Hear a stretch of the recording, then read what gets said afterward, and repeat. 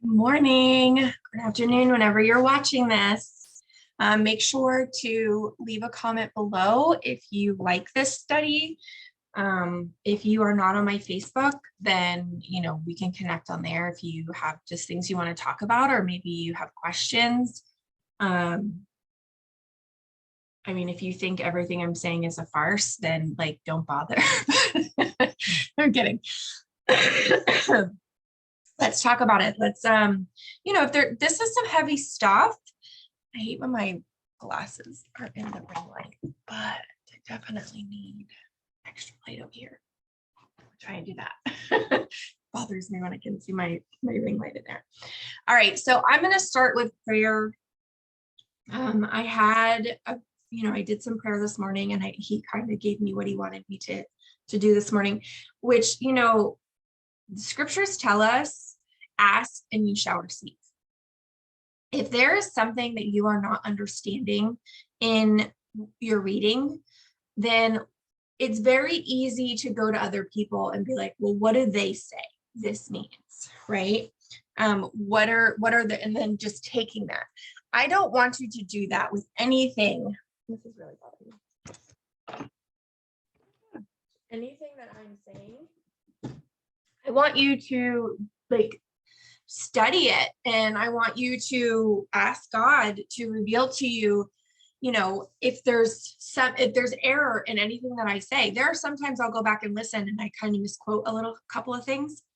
That's just me just talking and not having all of this written down, just kind of letting the Spirit flow as it does.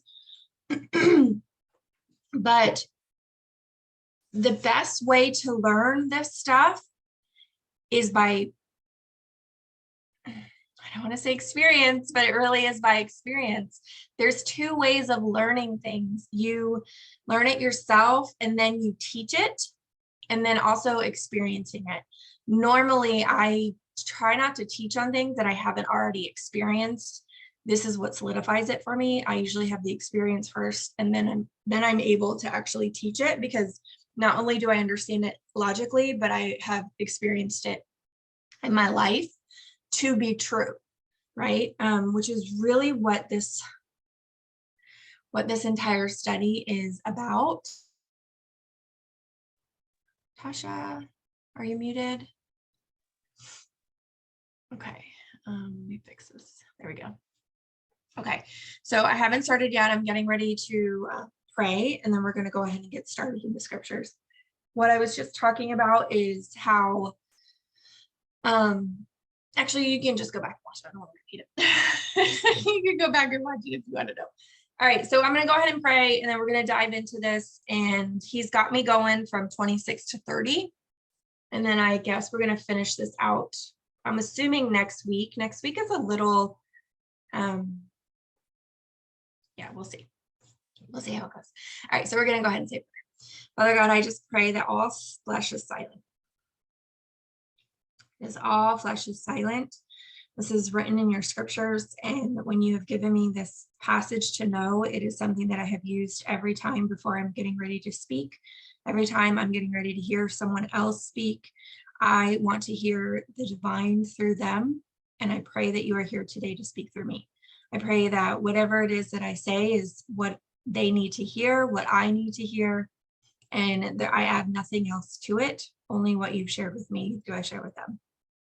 We praise you, Lord Jesus, and we just ask this all in your name. Amen. Okay, Exodus 23. Today we are on verse 26. Verse 26, I was supposed to do this the last study, but then I got stopped. Things flow pretty easily for me. When I stop and I stutter, it's mainly because I want to make sure that I'm explaining what's coming to me clearly, so it's understood and there's not more questions to it, or I don't say the wrong thing to offend or anything to that nature. But then sometimes it's just I'm hitting a wall, and that means we're not supposed to read this next part yet for whatever reason. That I don't know. But This next one, I kind of sat on for a little bit because I understood what it meant, but I wasn't able to explain it in a way simply, right? Sorry, my coffee is making my...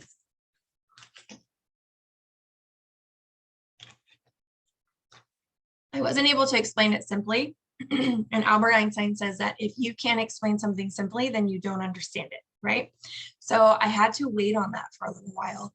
And then Kayla and I actually did a book seminar with Gabby Birdstein, and both of us were kind of like, this really wasn't what we expected. And the very last moment, she had actually affirmed something I had asked God, because I was asking him, like, how do you want me to explain this? And she had confirmed how I was supposed to explain it. So I was like, okay, that's why we attended this study, right? So that's another thing too. When you are learning these things, I want you to become the observer in your life, okay? I want you to not be washed back and forth by these experiences, because what we're getting ready to read hopefully gives a little insight or a little aha to why certain things happen the way they happen. And now that you're aware of it, you can back up and be the observer instead of being so consumed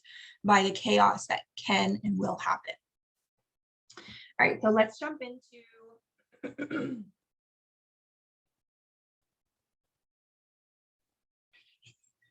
all right, so I'm going to jump back to 24 real fast, where it says, you shall not worship their gods, nor serve them, nor do according to their deeds, but you shall utterly overthrow them and break their sacred pillars in pieces. Now, remember what we said last time, how pillars are supportive reasons, right? Those are the ones that are harder because it's logically there. It's physically there. Like it's an actual experience. It's an actual situation that justifies us succumbing to these thoughts of brokenness, to these even thoughts of wickedness. People are so mean. They've done X, Y, and Z to me. This is why I'm responding, right? And everyone in the world is going to be like, well, that's justifiable. That's okay because of what happened to you. So we understand. But the thing is that our goal is to have the mind of Christ, and Christ hung on a cross innocently, being brutally murdered.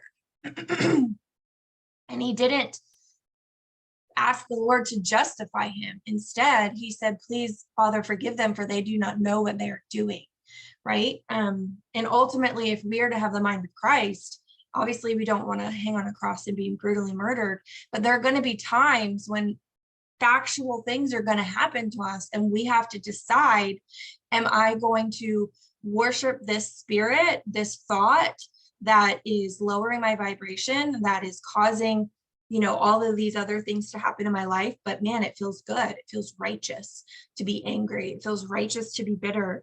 It feels righteous not to forgive them, right? Are we going to do that?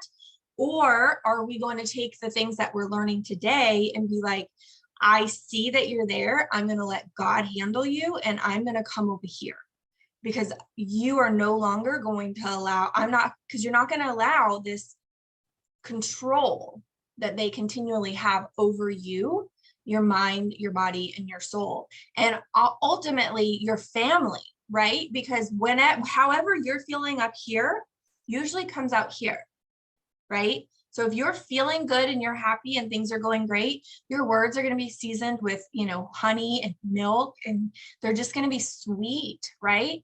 But if you've got shit going on here, this is not a nice place, right? Our hearts are very agitated, and then eventually we get short with our kids, we short with our friends, short with your team, right? Like it leaks out into everything around you, which is why it's so important to make sure we have this right. We've got to get our thoughts and our thinking correct. Psalms 4:23 says, you know, to guard your heart, and your mind are so connected. Anything that you do, you always want, it's your thoughts and then the emotion behind your thoughts, right? So you've got to guard it, because it literally is the spring of life. Okay. But you shall, 25, but you shall serve the Lord your God, and he will bless your bread and your water. And we learned last week, John 6:35, I am the bread of life. Who comes to me will not hunger, and he who believes in me will never thirst. John 4:14, but whoever drinks of the water I will give him shall never thirst.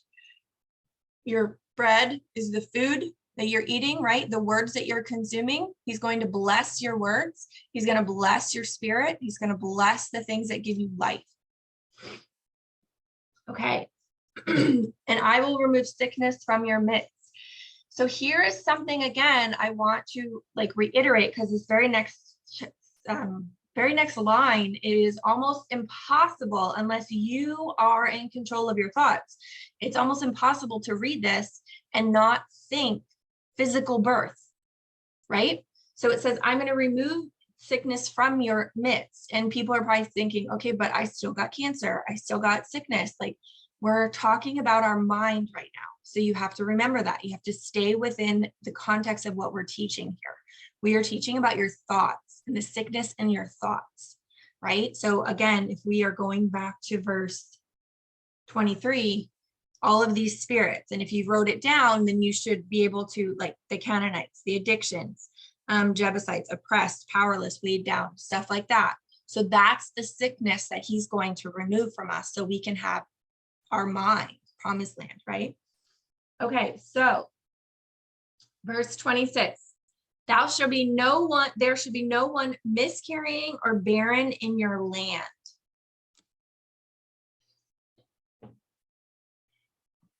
I said, God, how am I supposed to explain this to them simply, right? Because I understand what this means, but there's just so much to it that I'm like, man, what's the easiest way for me to explain this? And like I said last night, and not last night, the night before, Kayla and I did a book study, maybe it was last night.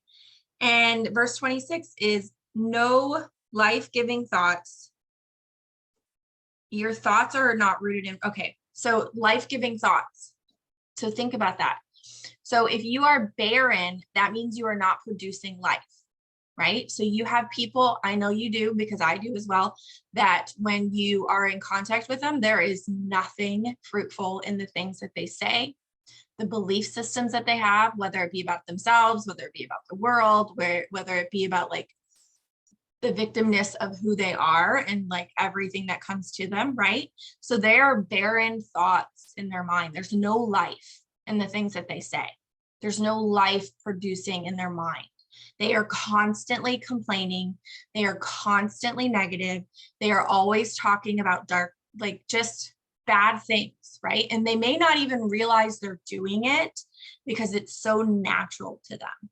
Like it's just, I'm just talking about situations, right? They're just talking about the pillars that are in their life. So they have this structural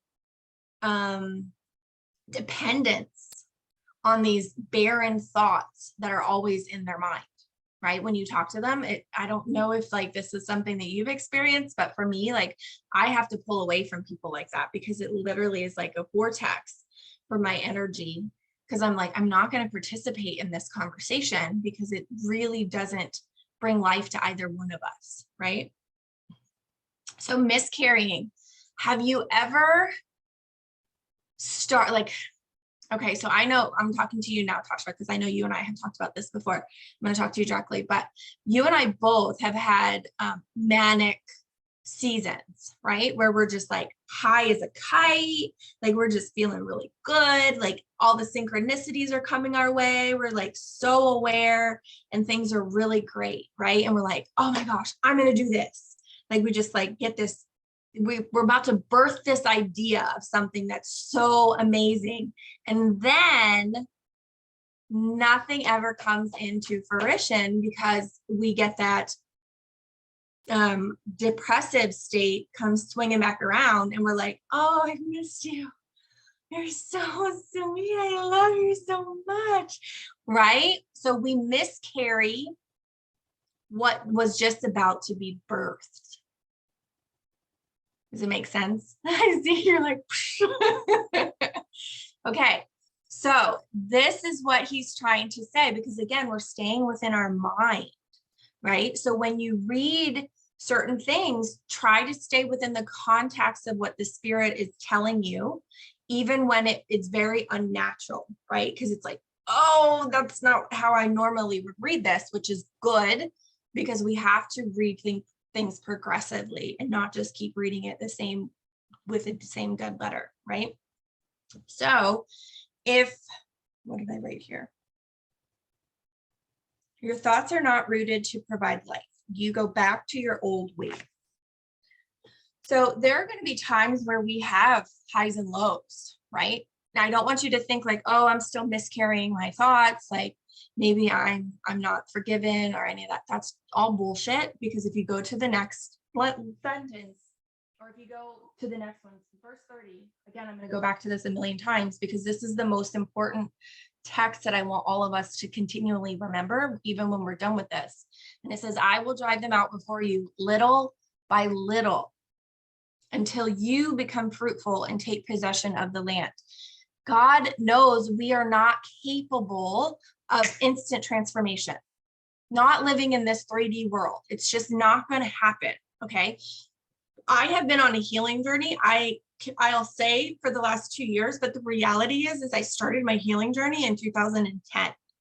Actually, probably even before then, but like fully committed to the Christ, to the word and to Christ and to wanting to not be who I was. Okay. 2010. It is now 2022 where I finally feel confident in everything that he has taught me in the last 12 years through experience, through failure, through miscarrying my own thoughts. Just everything he has experientially taught me over the last 12 years. So your healing journey comes the moment you meet Christ. It's not an instant thing. It just feels like it's an overnight success, right? So people that have met me within the last 5 years, they're like, oh man, what a transformation has happened to you since 2020. I love seeing the way your life is like, all this stuff since 2020. And I'm like, girl, you should have saw the 10 years before then. There is 10 years behind that. So it's like, we have to give ourselves grace and remind ourselves like, this is a little by little, like we are continually going to be working out our spiritual strength. And when we grasp that, it makes those moments of when we do fall less painful. And it makes it less long and drawn out because we're like, okay, hold on, what happened there? And you just kind of like backstep your traces and you're like, all right, well, this person said this. And then instead of me fighting it off, I kind of like, for me personally, when I feel my energy start lowering down, I will either push through it or I'll just be like, I'm fucking tired and I'm going to go watch the Kardashians. So, and that's what I do. Like, I will like unplug from learning things. I will unplug from people because I need a reset, right? It's like, I'm literally resetting from people, plugging it back in and waiting for everything to tune back up.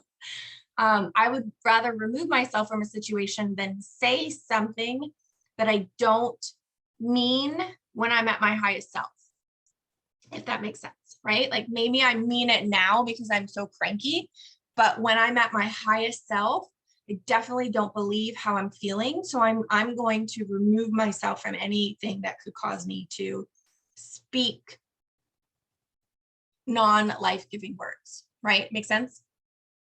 Okay, so there should be no one miscarrying or barren in your land. I will fulfill the number of your days. Okay. This next one, I will send my terror ahead of you and throw into confusion all the people among whom you come, and I will make all your enemies turn their backs to you. So this morning I was like, what the hell does that mean? What am I supposed to do with that? Like, again, it's not like I'm this theologian. I'm just like, how am I explaining this? Because a part of me was going to be like, we don't have to know everything, right? Because obviously I don't know the terrors that God would send in order to disarray our thoughts. But he did give me another text where it says the same thing. Psalm 18:40. You want to write that down?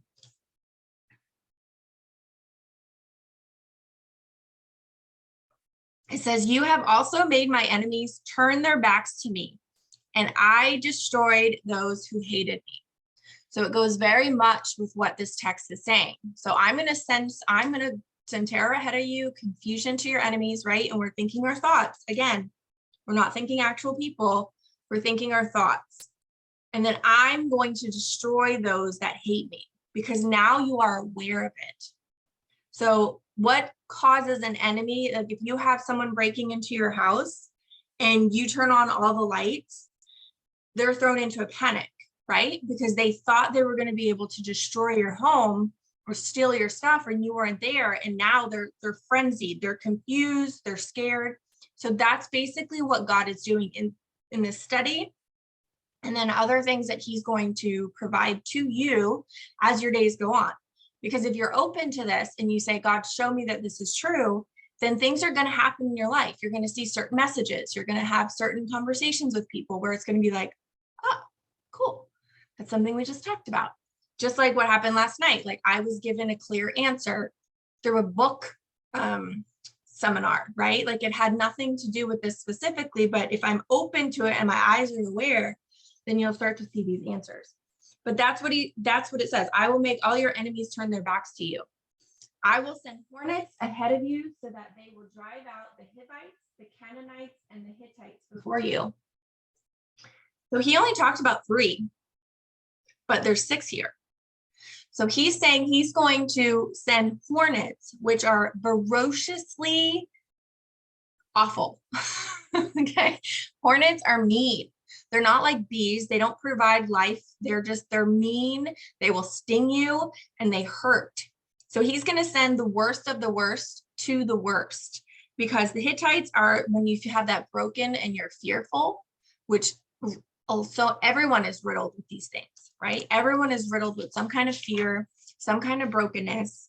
The Hivites is wickedness.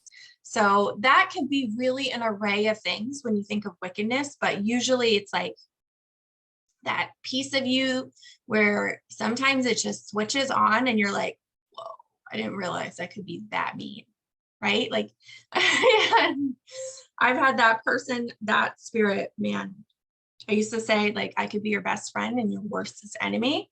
And that's that wicked part of me but that's solely produced and birthed out of fear and pain and things that have happened to me, to where she comes when and if she ever comes out, it's literally you need to stay out of my way, because I will destroy you and I will not feel bad about it. So thankfully she's pretty much dormant. I'm pretty sure she's gone.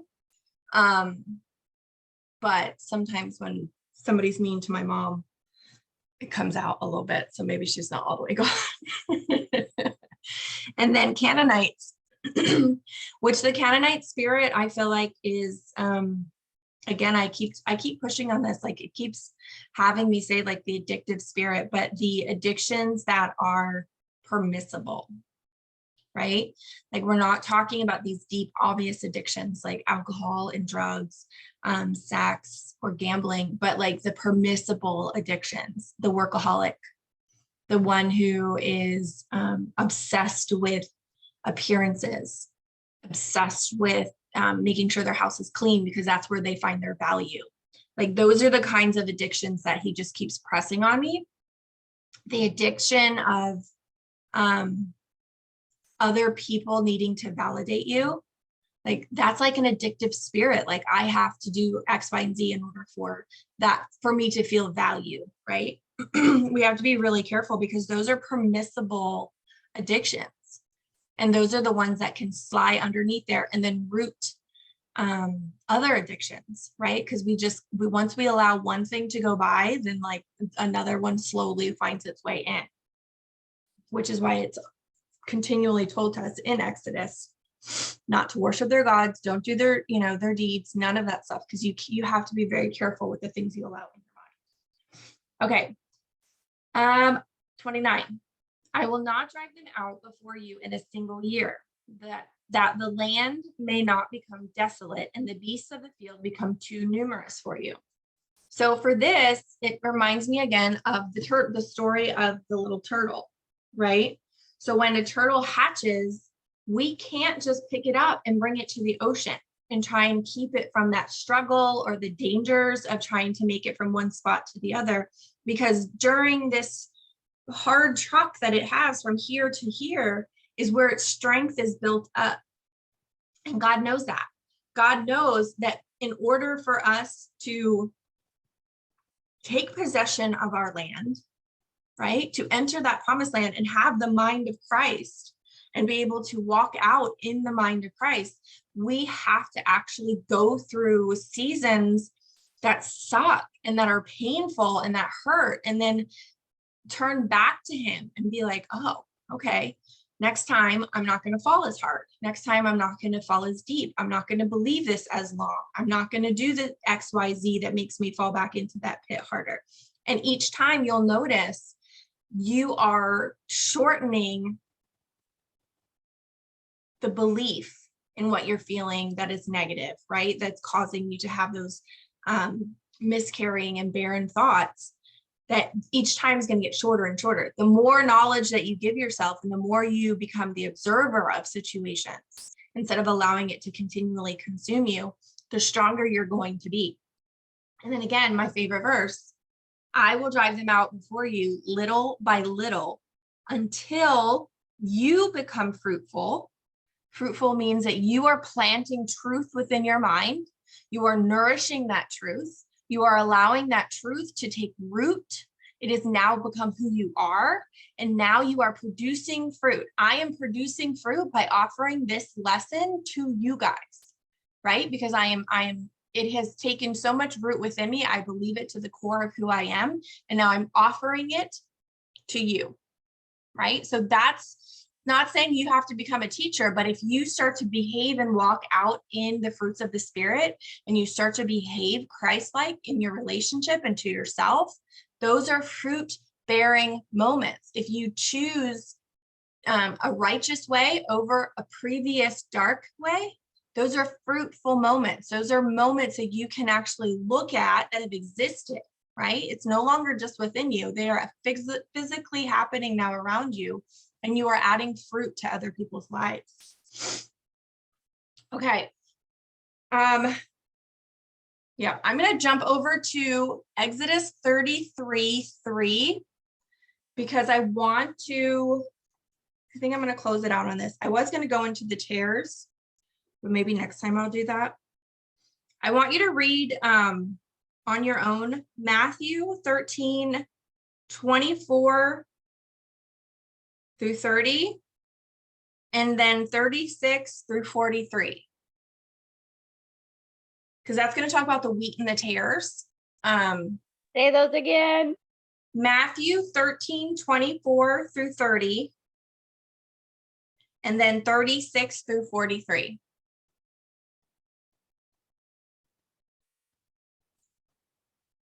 Because this is going to explain the wheat and the tares, which is going to explain Exodus 23 and what we've been talking about. Okay, how the two are going to grow together. And then once we take possession of what is good and we eliminate what is bad. But this next, what I'm reading here in Exodus 33, it's going to be 33:3. When I read this for the first time years ago, I was terrified.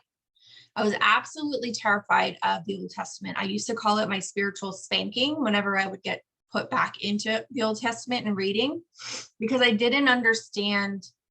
I didn't have spiritual eyes and I didn't have a spiritual understanding of what any of this meant. So all I just kept thinking, because my father was very abusive and very aggressive and just an awful dad.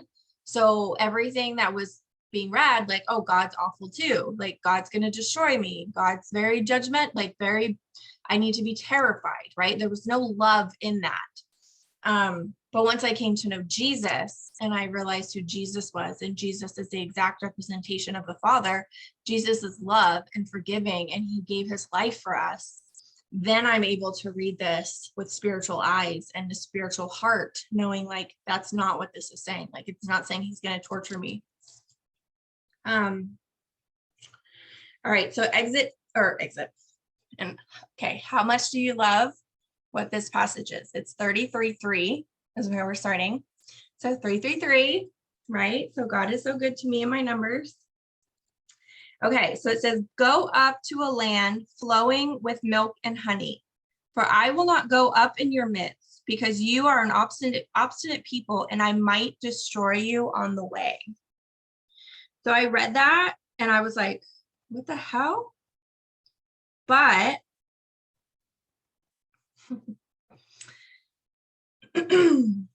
we're going to keep reading. It says, when the people heard this sad word, they went into mourning, and none of them put on his ornaments. For the Lord had said to Moses, say to the sons of Israel, you are an obstinate people. Should I go up in your midst for one moment? I would destroy you. Now, therefore, put off your ornaments from you, that I may know what I shall do with you. So it sounds like he's being mean, right? Like, I'm going to destroy you. But if you notice, it says, I might destroy you. And he's saying, if I go with you, I could destroy you, which maybe we do need to go into wheat and tares, because it explains a little bit more. So let's jump over to Matthew 13. Oh, this one just sets my soul on fire. Like, I can feel my cheeks are starting to like get excited about all of this. Okay. Because again, I'm going to read verse 3 real fast. Go up to a land flowing with milk and honey, for I will not go up in your midst, because you are an obstinate people, and I might destroy you on the way. All right, so verse 13:24 in Matthew. Jesus presented another parable to them, saying, the kingdom of heaven may be compared to a man who sowed good seed in his field. But while his men were sleeping, his enemy came and sowed tares among the wheat and went away. But when the wheat sprouted and bore grain, then the tares became evident also. The slaves of the landowner came and said to him, sir, did you not sow good seed in your field? How then does it have tares? Verse 28, he said to them, an enemy has done this. The slaves said to him, do you want us then to go and gather them up? But he said, no, for while you are gathering up the tares, you may uproot the wheat with them. Allow both to grow together until the harvest. And in the time of the harvest, I will say to the reapers, first gather up the tares and bind them in bundles to burn them up, but gather the wheat into my barn. Okay, reapers are angels. If you go over to verse 39, it says right there that reapers are angels. Okay. Exodus 23 says, I'm going to send an angel before you to tear up all, or to gather up and scare out and chase out all of the tares, all of the thoughts in your mind that are not righteous and are not true. Okay. But now when you go back to Exodus 33:3, and it says, I might destroy you on the way. Because we are obstinate and stiff-necked people, we are holding on to these emotions of bitterness. We are holding on to unforgiveness. We are holding on to brokenness, to fear, to the addictions, to feeling oppressed and powerless. And because we are holding on to them, there's no separation. So if God were to come within our midst in that situation, he would accidentally have destroyed them.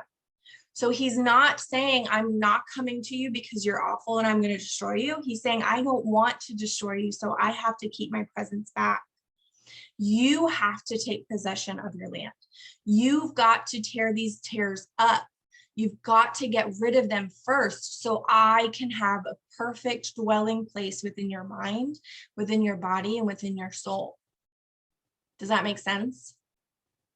It's so beautiful when you start to really go into all of this, that all of these stories are all speaking about the mind of Christ. Because when we possess our mind, everything in our life goes well. When we are seeing through the eyes of Christ and through the heart of Christ, we can have obstacles that are coming at us that are not consuming us. When our energy levels are up and our vibration is high, we have the ability to navigate through something without it completely consuming us. And that's where he wants his girls. He doesn't want us to be constantly battered back and forth because of the experiences that are happening within our life, especially now. He doesn't want us consumed with worldly things. Timothy says, like, what are you doing? Like, you're not supposed to even be paying to this world. Like, that's not your mission. Your mission, and some people have that as their mission, but it's not for everyone. We're not supposed to know and take care of everything, right? Like, focus on what God has you doing and let go of everything else. When you are starting to become negatively consumed by things, then that's probably not something you're supposed to be focusing on. Oof. I love it. I love it. I love it. I love it. Do you have any questions? What's milk and honey mean? Well, think milk and honey is like the perfection. It's like milk is flowing. Gives life, right? When you think of a nursing mom, it provides nutrition. It provides life. When you think of honey, I would imagine it's like how bees create basically everything. Without bees, we don't have anything. So milk and honey is like the perfection of, I mean, I guess there could be a million different things of what it could mean. But for me, when I think of milk, I think of a nursing mom, because without her being able to provide milk to her baby, she would never be able to have life, right? Honey, yeah, I think of bees, and I think of how bees give life also. Like if we don't have bees, then we're dead, literally, like literally. So it's all life-giving stuff. But I guess there could be more definitions to that. So there you go, Tasha. There's your homework for the week. Go find out what the spiritual meaning of milk and honey for you is. That's for me. That would be mine, is because without bees, we can't sustain life. And that's the fruit. That's the fruit of what they give us, right? Is honey. And it's so medicinal also. When I think of honey, how much honey is actually beneficial for our bodies. So yeah, milk and honey is what gives us life. It's an antiseptic. It keeps us clean. It keeps us from sickness. Yeah, that's what I would get from it. So you have life-giving, and it's going to keep you from that sickness within your mind. Ooh, good question. I'm like, yeah, that's the answer. All right, so next week, because I need to start getting ready for work. Wait, all right, so next week we are going to talk about, I think we'll finish it out, 31, 32, 33. 31 is about boundaries, which I think is a really good, it's really good for when you're learning these kinds of things, because you have to be very careful not to throw your pearls before swine, because sometimes you'll get excited about something you've learned and you give it to someone who's nowhere near where you are, and they will trample on that. And then you start to doubt, like, oh, well, now I don't know, because you didn't have that truth concreted within your mind yet. You weren't confident of it just yet.